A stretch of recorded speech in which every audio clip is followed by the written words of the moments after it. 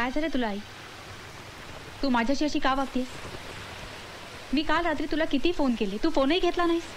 मी आज तुला इथे भेटायला आले, तू मला टाळून इथे निघून आलीस. त्या पंडित ओंकारनाथांनी तुझ्या शाळेसाठी कार्यक्रम केला, त्यांच्याशी तू एक शब्दही बोलली नाहीस.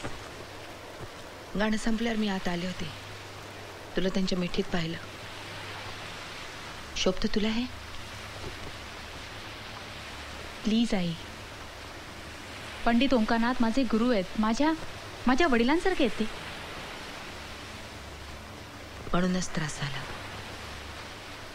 ते तुझ्या वडिलांसारखे आहेत, पण ते ओंकारनाथ नाही आहेत. तो माझा श्री आहे, माझा श्री, ज्याच्यावर मी अजूनही प्रेम करते, ज्याची वाट पाहते. तुझ्या वयाची असताना मी त्याच्या प्रेमात पडले.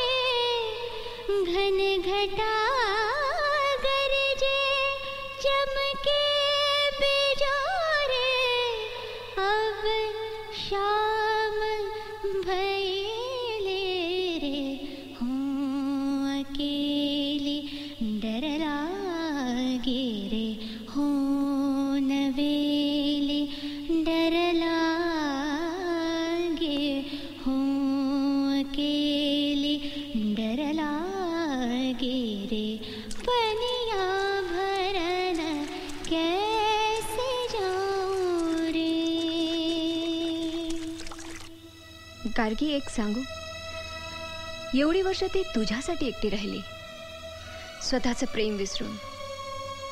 तुला काय वाटतं, इतक्या वर्षात ती ओंकारनाथांना शोधू शकली नसती? तिने स्वतःचे इमोशन्स फक्त तुझ्यासाठी फ्रीज करून ठेवल्यात. गार्गी, मी तर माझ्या आईवडिलांना कधीच एकत्र आणू शकत नाही. At least you have a chance. Why don't you try it? आपल्या आईचा विचार कर, एकदा कर.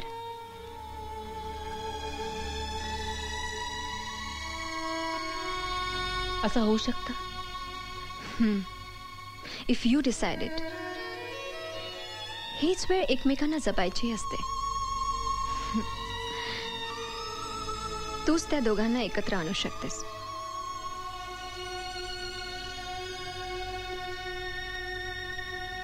पंडितजी, लहान तोंडी मोठा घास घेते. पण तुम्ही कोणावर प्रेम केलं होतं?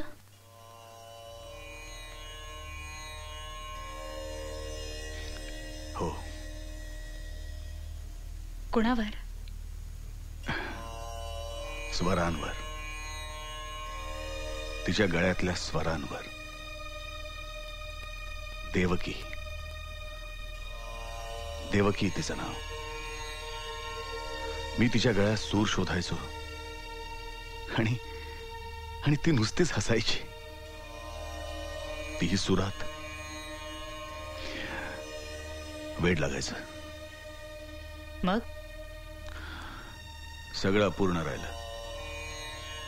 एखाद्या गायकाच्या अकाली जाण्यानं गाणं गोठून जावं, तसं सगळं गोठून गेलं.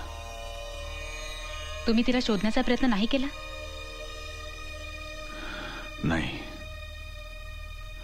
उडत उडत कानावर काही बाई येत राहिलं. आणि आज जर ती तुम्हाला भेटली तर? म्हणजे म्हणजे पंडितजी ज्या गोष्टी खऱ्या असतात त्या मोडल्या तुटल्या तरी पुन्हा जोडल्या जातात, कारण त्यातलं बीज अस्सल असतं, असं माझी आई म्हणते. माझी आई देवकी.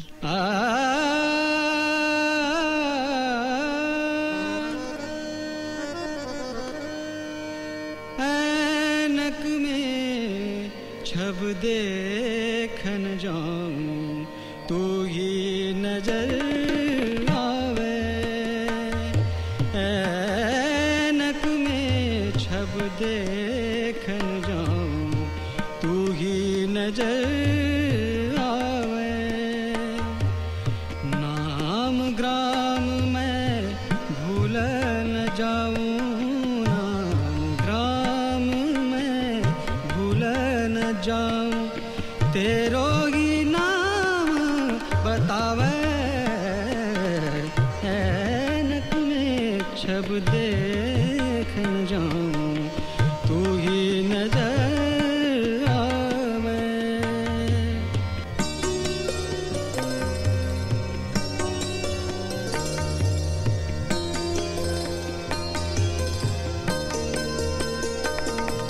सांसों की जब तेरी हलचल, सांसों की जब तेरी हलचल, रजनी गंध सुहावे,